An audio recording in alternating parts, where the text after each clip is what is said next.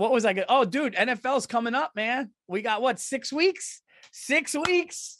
I can't wait. Yeah, but dude, what we have right now is the dog days of baseball. You got San Francisco's playing the Padres right now. I'm so fucking into it, dude. And I cleaned up my act, dude. I'm fucking Billy No Substances now. I got to get ready for Fenway. So no What do you sticks. mean you haven't been doing any substances? Have you? What are you talking about? What you haven't? Oh, Paul, I go through an 8-ball of fucking coke every night. No, I fucked up. I went on vacation earlier this year and I smoked a little weed thinking I'd be all right. And then I got through the movie and I didn't. And then the same thing happened with my drinking. When I was doing Efforts for Family and I had like a tour coming up and I was doing that show, just that workload. And then my wife was pregnant and everything. I started drinking too much. And the same thing happened with like weed. I'm like a habit guy. You go in, man. No, you know what it is, dude? I get it, and it's in the fucking house. And that's the thing. And it's just like, if I only had cigars, we're down at I'm a member of a cigar club, dude. I joined in December. I've been there twice. Okay? Yeah, that's where I should keep my fucking cigars. I should have a locker and just stick them there. It's like I want to smoke one, but like me, I just have it like right there. So for me, like substances is not like I'm an alcoholic. It's just like if there's like cookies in the house, I'm going to eat them. So, but we've had booze in the house for the last 3.5 years when I haven't drank, and I don't really even see it, to be honest with you, unless somebody I know that drinks comes over and has it. But like, so, and I'm really starting to think a lot of that fucking weed, now that it's legal, dude, like some of that shit, I mean, you take too much of it, you're like tripping. Like when I took too much when we were down in fucking Georgia, dude, for like 2 hours, I wanted to get out of that chair. I couldn't figure out how to do it. I mean, that's not weed. I don't know what that is. No, dude, I can't fuck with that. I've already established that I can't handle that. I can't handle any, I said before, I don't want to ever question life, like while I'm fucking. Paul, the last thing you need is introspection. You started where everybody tries to get with mushrooms. And I'm just worried that whatever you blocked out so professionally that if you took mushrooms, it would come back up again. And I would see what I've never seen in my life. That's exactly right. An unchill version. Yeah, I've never met a guy who doesn't. Most people I know could use a nice little mushroom trip to kind of maybe figure some shit out. You're like, dude, I just like sitting around, having a sandwich by myself and watching the breeze in the leaves. Yeah. Dude, I'm going to tell you something. It takes them a lifetime and they never learn that. I was somewhere recently. I was in France and I felt that. I was sitting out there. Oh, dude, you sent me a picture of where you were and I saw where you were sitting and I saw the cigar you were smoking and I saw where you were staying and the trees and that outside. And I was just like, dude, that's fucking it, man. That's it. Yeah, we were in a place called Tours, or Tours, however you say it, France, which is like a couple hours southwest of Paris, just out in the countryside.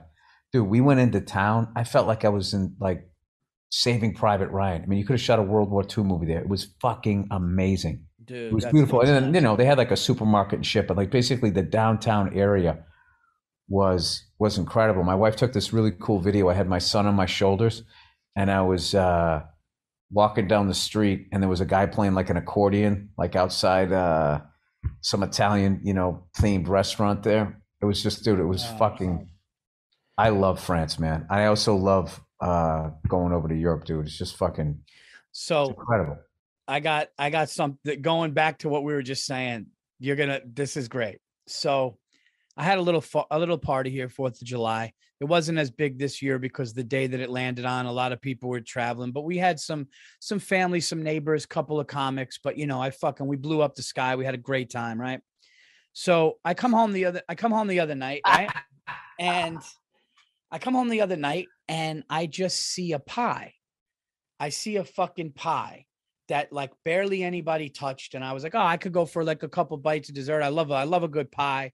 So I get it. I open it and I look and there's like coconut flakes on top of whipped cream. And I don't really know what kind of pie it is. So then I cut it and there's like this pudding in the middle. And then custard. No, it wasn't custard. It was like it was like I don't even know the consistency of it, but it was like a pudding, and it had the crust was really good. So I just take a bite of this, right? And I'm not really a big cook, dude. I swear to God, this is a true story. And I bite it, and I go, oh no. I just keep eating it because it was the most delicious pie I've ever had. So I literally out loud, I go, no. And I was like, should I throw it out? So I'm biting it, I'm eating it. So I start texting people who brought the pie. So finally, I'm on a group text with we're on a group text with Giannis and his wife Brittany. Oh no. So I texted and I texted Brittany, and I go, Brittany, did you bring a coconut pie to our house? And she just goes, I did. Oh no, why? Is it terrible? I go, Brittany, this thing fucked me up. It's the greatest taste. And she goes, Paul, stop. So I was fucking with her. I go, I never had anything like it. I swear to God, I never had anything like it. Did she make it? She made it. And I go, I never had it. She's like, oh my God, it's my first time making it. I go, I never had anything like it. Right. So the next day we see them, and I'm talking to her about it. And Stacy's going, okay, you know, Stacy's the reserved one. I'm the one that goes big. Right. So Stacy goes, is there any of that pie left? Right. So I go, yeah. So we come home. Stacy takes out the pie. And, you know, and Stacy bites it, and she just goes, oh my God. Oh my God. I thought you were exaggerating, and go, because this is Paul. And she just gives me, I go, I fucking told you. She goes, this is fucking life changing. I go, this is the greatest pie I've ever had. So then she calls Brittany, and Brittany's like, I love that she thought you were exaggerating, because you go so big about everything. Even your wife's going, he's doing that Verzi thing again. That's what she said. She goes, listen, I thought it was good, but she goes, I thought you were going too hard. And she goes, oh my God. This pie is as good as Robinson Cano. And she said to Brittany, she goes, Brittany, and Brittany goes, I'm going to make you guys a fresh one. But dude, I promise you, Bill, it was something with the crust and the pudding. Hey, I'm going to be there next month. Okay. I'm going to swing by. I'll have Brittany make the pie, and we'll sit down and we'll do a coffee on the deck. All right. I have a gig you can jump on if you want. Where are you going to be? Arthur Ashe Stadium. I might be away. Oh, I'm away. Fuck. Yeah, I'm away. Arthur Ashe, what, in Queens? Yeah. Oh, shit. What date? What's the date on that? I was hoping we could play a little fucking tennis beforehand, Paul. Bat the ball over the stage a couple of times. I might come out there in Wimbledon whites. A fucking headband, come out like McEnroe.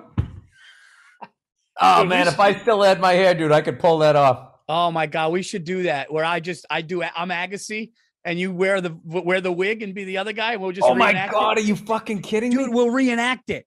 Who is his rival? Boris Becker or whatever? No, Bjorn Borg. Yeah, Boris Becker was a tennis player too, though, right? Yeah, he was a redheaded German like me. Oh, dude, you should wear the headband with the wig, and I'll be Agassi, and we just we try to reenact. Oh, dude, you got to have his shit when he had the thing beforehand. Have you ever read his book, dude? Open? I heard about. No, I heard about it. Dude. Oh my God, he wanted to quit, right? He didn't like it.